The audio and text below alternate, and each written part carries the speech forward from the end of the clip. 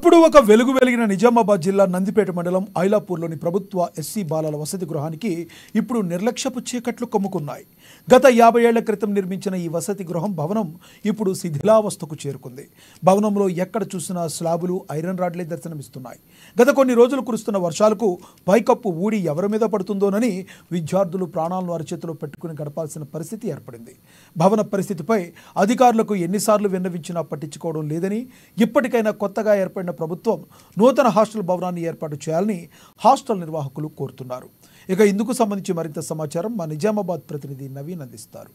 ఒకప్పుడు ఒక వెలిగిన ప్రభుత్వ వసతి గృహాలు ఇప్పుడు ఆధారకు నోచుకోవడం లేదు. ఇటు ప్రభుత్వ వైఫల్యం వల్ల కూడా పూర్తిగా ఇటు ప్రభుత్వ బాలల పాఠశాలలు మాత్రం వసతి గృహాలు మాత్రం పూర్తిగా శిథిలావస్థకు చేరుతున్న పరిస్థితి మాత్రం కనిపిస్తుంది. దీనికి ప్రధాన ఉదాహరణ నిజామాబాద్ జిల్లా నందిపేట మండలం ఐలాపూర్ గ్రామానికి చెందినటువంటి ఎస్సీ బాలల వసతి గృహం స్పష్టంగా కనిపిస్తుంది. అయితే ఈ పాఠశాల చూసుకున్నట్లయితే గత కొన్ని సంవత్సరాల నుండి ఇక్కడ పూర్తిగా బిల్డింగ్ నిర్మించారు. అయితే అయినప్పటికీ కూడా కొన్ని 50 సంవత్సరాలు అవుతుంది. ఇంతవరకు కూడా దీన్ని పట్టించుకోవడంతో పూర్తిగా శిథిలావస్థ చేరిన పరిస్థితి మొత్తం స్పష్టంగా కనిపిస్తుంది. ఇక్కడ చూడొచ్చు, ఇక్కడ నేమ్ బోర్డు మీద చూసుకున్నట్లయితే 4/10/1974 నాడు సంవత్సరంలో జలగం వెంగళరావు ఆధ్వర్యంలో కూడా అక్కడ ఈ వసతి గృహ బిల్డింగ్ ను నిర్మించారు. ఈ నిర్మించి 57 సంవత్సరాలు అవుతుంది. అయినప్పటికీ కూడా దీనికి ఎవరు గతంలో అప్పటి నుంచి వచ్చినట్టు ఏ ప్రభుత్వం పట్టించుకోవడంతో, చిన్న చూపుడు చూడడంతో కూడా పూర్తిగా వసతి గృహాల బిల్డింగ్ల పరిస్థితి అధ్వానంగా ఉన్న పరిస్థితి కనిపిస్తుంది. పైన చూడొచ్చు, పూర్తిగా గత కొన్ని రోజులుగా కురుస్తున్న వర్షానికి పూర్తిగా పెచ్చులోడి పరిస్థితి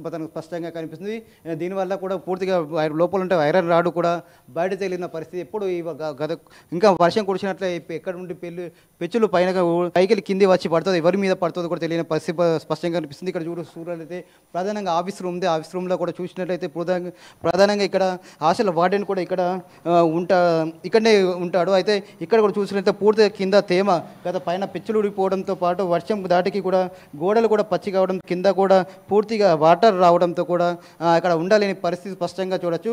ఇక్కడ పిల్లలు కావచ్చు, పిల్లలతో పాటు అక్కడ హాస్టల్ వార్డెన్ కూడా చాలా ఇబ్బందుల పరిస్థితిలో ఉన్న పరిస్థితి మొత్తం కనిపిస్తుంది. ఇక్కడ ముఖ్యంగా చూసుకున్నట్లయితే పిల్లలు చూసుకోవచ్చు. పిల్లలు చూసుకున్నట్లయితే పూర్తిగా శిథిలావస్థకు చేరింది. పూర్తిగా ఇక్కడ పెచ్చులు కూడా ఊడిపోయిన పరిస్థితి మొత్తం కనిపిస్తుంది. దీంతో ఇక్కడ ఉన్నటువంటి ఎవరైతే విద్యార్థులు ఉన్నారో, ఇక హాస్టల్లో ఉన్నటువంటి విద్యార్థులు కూడా చాలా ఇబ్బంది పడుతున్న పరిస్థితి మొత్తం కనిపిస్తుంది. ఇట్లా అయితే తాము ఉండాలేమని చెప్పి కూడా చెప్తున్న పరిస్థితి మొత్తం కనిపిస్తుంది. దీనిపై మనతో మాట్లాడడానికి హాస్టల్ ఇన్ఛార్జ్ వార్డెన్ ఉన్నారు. వీరు అడిగి మరి చెప్పండి, మీరు ఎప్పటి నుంచి ఇక్కడ ఉంటున్నారు, ఏంటి పరిస్థితి, బిల్డింగ్ పరిస్థితి ఏంటి సార్? ఇది అంటే బిల్డింగ్ అది మొత్తం కొలాప్స్ అయిపోయింది సార్. అది డ్యామేజ్ అయిపోయింది మొత్తం. ఇప్పుడు కూలిపోతే కూడా తెలియక వచ్చింది అది. కాకపోతే ఇంతకుముందు నుంచి కూడా 2 సంవత్సరాల నుంచి కూడా దీని ప్రపోజల్స్ కూడా గవర్నమెంట్కి పంపించారు సార్, డిపార్ట్మెంట్ పరంగా. కానీ ఇప్పటివరకు ఎలాంటి చర్యలు జరగలేదు సార్. ఇక ప్రస్తుతం ఇంతకుముందు కూడా వార్డెన్ ఉండే, అతను ఇప్పుడు లీవ్లో ఉన్నాడు. ప్రస్తుతం నేను 1 మంత్ అవుతుంది సార్. ఇక అంటే ఫస్ట్ నుంచి నేను ఇన్ఛార్జ్ ఉన్నాను సార్. అయితే దీని పరిస్థితి అయితే గవర్నమెంట్ మాత్రం డిపార్ట్మెంట్ పరంగా తెలపడం జరిగింది. కాకపోతే ఇప్పుడు అది ఒకటే రూమ్లో మాత్రం నడుస్తుంది సార్. దానిలోనే ఒక 45 మెంబర్స్ పిల్లలు ఉంటారు. ఇక దీన్ని మాత్రం యూజ్ చేయడం లేదు, మొత్తం క్లోజ్ చేసి పెట్టేసాం సార్. కాకపోతే ఇది ఎప్పుడు ఏమైతే కూడా ఎవరికి తెలియకుంటున్నాం సార్. ఇప్పుడు మేము కూడా ఉన్నాం, పిల్లలు ఉన్నాము. మనము పోవడం రావడం కూడా ఎప్పుడైనా ఏమైనా డ్యామేజ్ పడితే కూడా అందరికి ఇబ్బంది, ప్రాణాపాయ పరిస్థితి ఉంది సార్. దయచేసి ఏంటంటే దీన్ని తీసేయడం వల్ల కూడా ఉన్న రూమ్లో ఒక మంచిగా యూజ్ చేసుకుంటాము.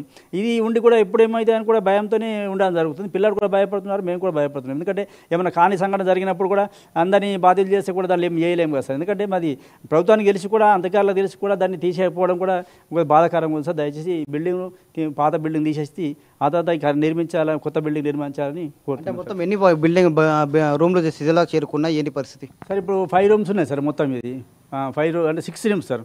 6 రూమ్స్ ఉన్నాయి సార్. మొత్తం మొత్తం టోటల్ ఇక పాత బిల్డింగ్ మొత్తం తీసేయాలి సార్. ఇది కొలాప్స్ మొత్తం టోటల్ తీసేస్తేనే అయిపోతుంది.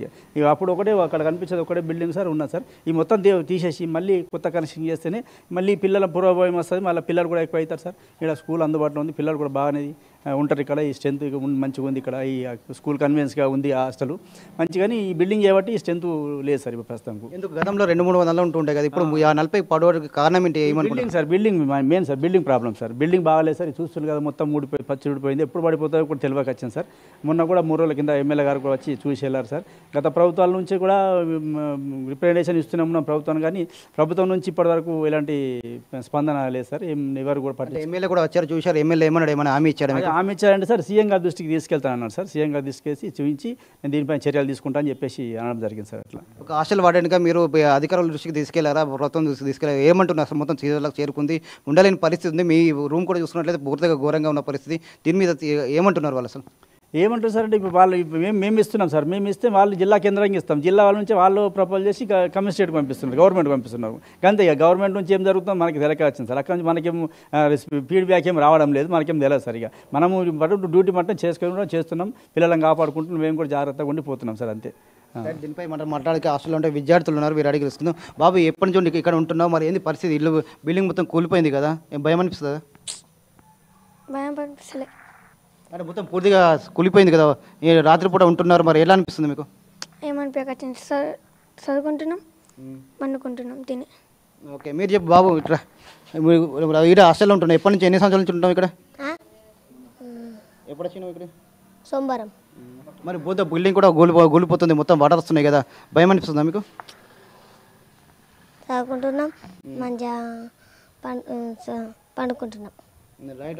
ప్రధానంగా ఒకటే చెప్తున్నారు ఇక్కడ హాస్టల్ దీనిపై కూడా పూర్తిగా గత కొన్ని సంవత్సరాలుగా ఇటు ఎవరైతే ఉన్నారో ప్రభుత్వాల గారు అధికారులు కూడా పట్టించుకోవడం లేదు. పూర్తిగా 1974 బిల్డింగ్ కూడా ఏర్పాటు చేశారు, అప్పటి నుంచి కూడా అధికారులు పట్టించుకోవడంతో కూడా పూర్తిగా శిలా చేరుకుంది. పూర్తిగా చూసుకున్నట్లయితే తాము కూడా ఈ అధికారుల దృష్టికి తీసుకెళ్ళినప్పుడు కూడా ఎవరు పట్టించుకోలేదు. అయితే దీనిని రిపేర్ చేయాలి, లేకపోతే డిస్మెంటల్ చేయాలని చెప్పి కూడా చెప్తున్నారు. కేవలం ఒకప్పుడు ఒక వెలుగు వెలిగింది, ఇటు మొత్తం నిజామాబాద్, ఇటు నవిపేట, ఆకులూరు, నందిపేట మండలం సంబంధించి ఇది ఒకటే హాస్టల్ వార్డెన్ ఉండే.